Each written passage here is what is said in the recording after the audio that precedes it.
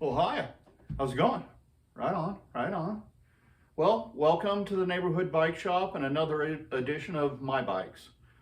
Now, I was planning on last summer, I was going to race BMX for the first time in my life. You know, I'm 54 going on 55, and I had always dreamed of racing BMX when I was a kid. So last summer, I decided I was going to do it for sure.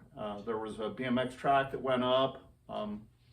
Antelope BMX is what I think it's called, and just a beautiful track. Got involved with some people out there, and was really excited for getting into the BMXing. I didn't care about winning. I didn't even care about really being fast. I just wanted to get a gate drop and do a race and just have fun with it and have that memory. And then I ran into the medical problems that I ran into last summer, where I had double pulmonary embolisms. My lungs filled up with blood clots, and it put me in ICU for 3 days and almost killed me.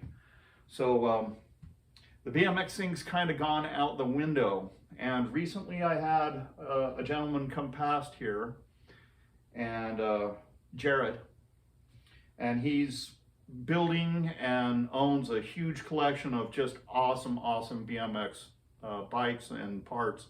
And he saw some parts on this bike that he was very interested in, and I know they're worth good money. But before I take this bike apart, which I'm gonna do, I'm gonna completely disassemble it. It's gonna be a frame and fork that go into my frame and fork collection, and then all the other odds and ends are going to be used for other bikes or get sold on eBay or to local buyers. But I wanted to go over this bike with you first before I take it apart, because it's really cool. It's a very cool bike, and I think it turned out beautifully. But no one's really willing to pay any money for it. Like I would have sold this for $500 easy when this Odyssey RX-3 brake with a lock on it, and it's like brand new, no scratches.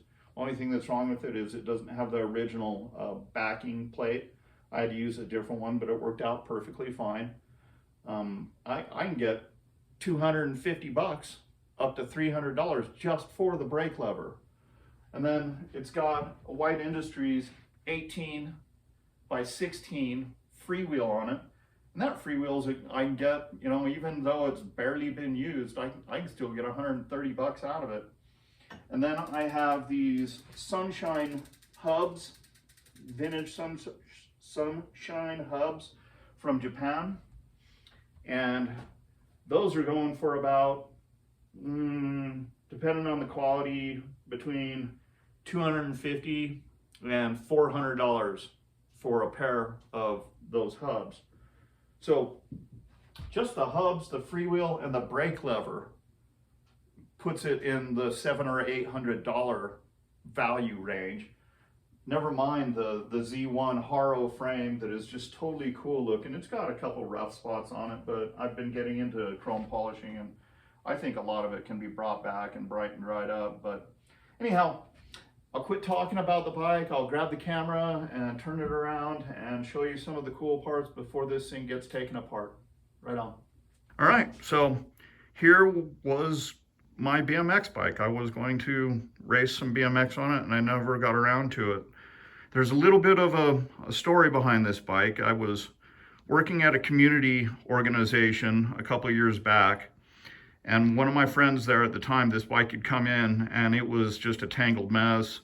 It didn't have very many nice parts on it. It was basically the rims, the frame, the fork, a single piece American bottom bracket assembly and cranks, no seat post, nothing like that. And so I ended up acquiring it for, I think I got it for like 25 bucks or somewhere in there.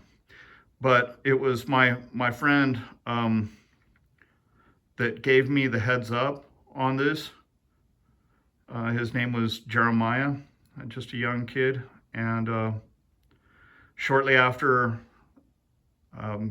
Jeremiah decided to take his life. So I had built this up as kind of a tribute to him, but seems how it's not going to do anybody any good in the configuration it is, and no one wants to buy it how it is. I'm going to take it apart and salvage what I can out of it. Anyhow, so first off, I'll just go up front like I normally do to the handlebars. And this Odyssey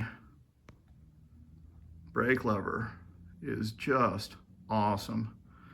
And it's got these brake locks, which is very interesting. And as I was saying, I don't have the original back to it, this part right here.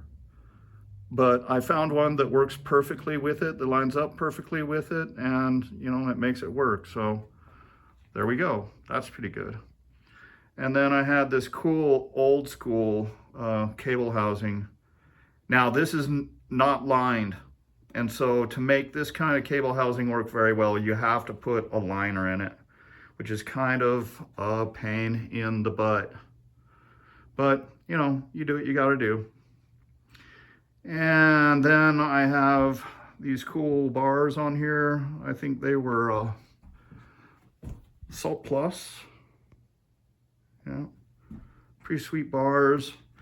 And I have become fond of these stems.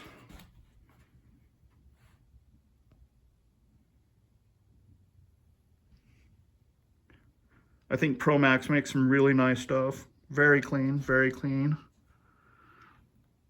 And a sweet headset on it. Oh, sorry, I'm doing that turning the camera thing. And I think this headset, I had to get an unusual size to make it work. Like when I measured the inside of the frame, it came to a different inner diameter than what was on a normal, like 1.125".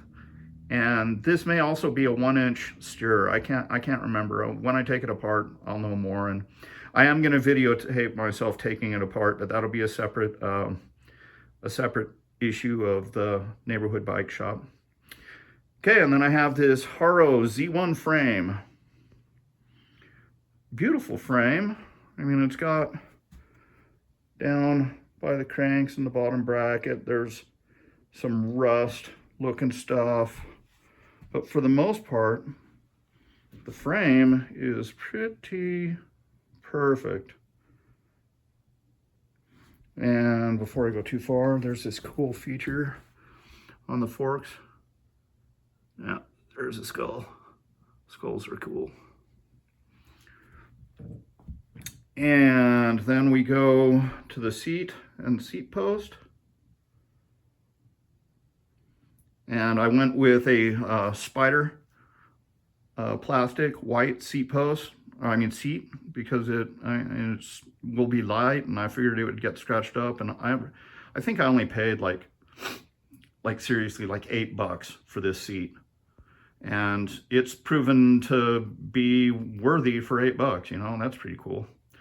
Then I have this sweet seat rail seat post clamp, and it's kind of like an anodized gold color, which I think looks really good. And then a blue fluted seat post, because if you know old school BMX, fluted was the way.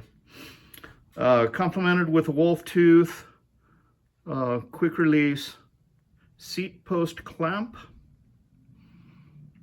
And then we will see that cool cable housing that runs back.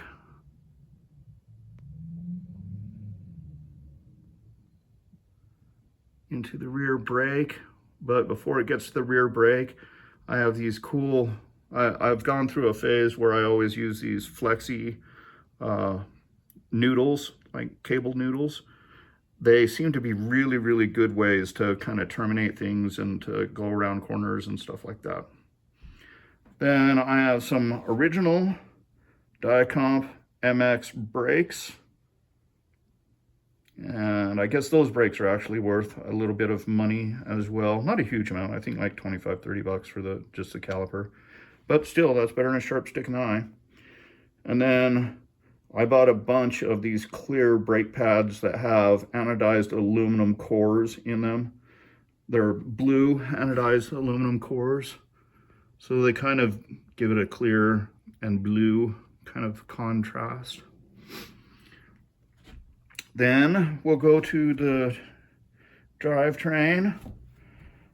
Of course, I put in a whole different bottom bracket after using a converter, converting it over to a European bottom bracket, or kind of the normal, typical bottom bracket nowadays, and threw on these FSA cranks, which worked out perfect. Like, they were the exact width that I needed for this setup.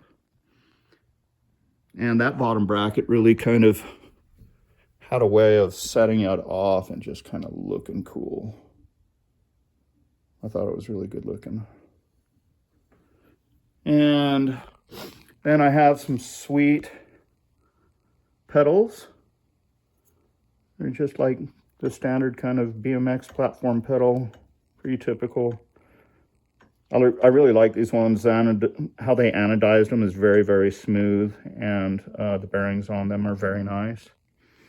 Then, of course, a gold single speed chain being powered off a 44 tooth front chainring.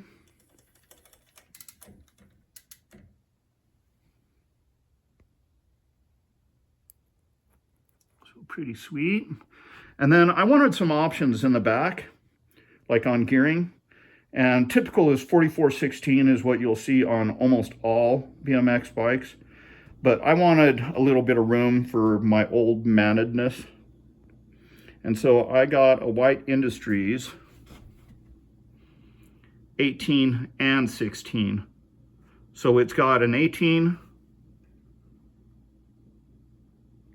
tooth and a 16 tooth spot on it.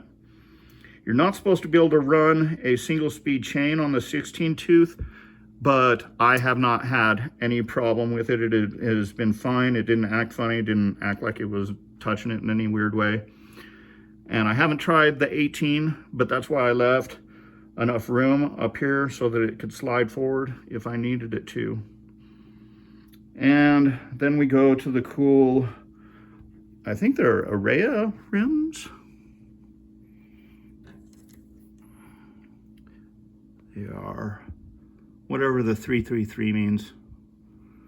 And I built this wheel set. It was my very first wheel set I ever built. Sweet valve cap cover with the Vans Cult tires. These tires are just so cool. I mean, I love how they feel, and they feel like they would just work really great on the race track. And then we have the hubs. Let me see if I can find the sunshine. Yeah.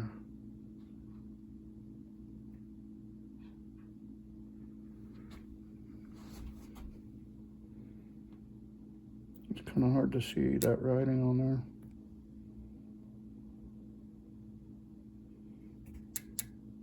Fine. There we go. See it a little bit.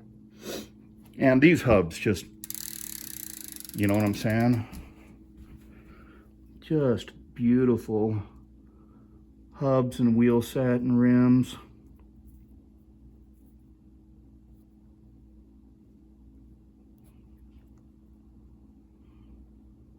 And I'm sad that I got to take this all apart and part it out, but we do what we got to do, you know what I mean? Again, I am selling a lot of my bikes. So if you're interested in any of these bikes and you're in a local place, hit me up. You totally can have a look through, a ride, and check them out. And if you need your bike tuned up, I am a full service bike shop. And I can pretty much do any service that needs to be done within reason. I don't do any suspension because I haven't been trained on suspension yet.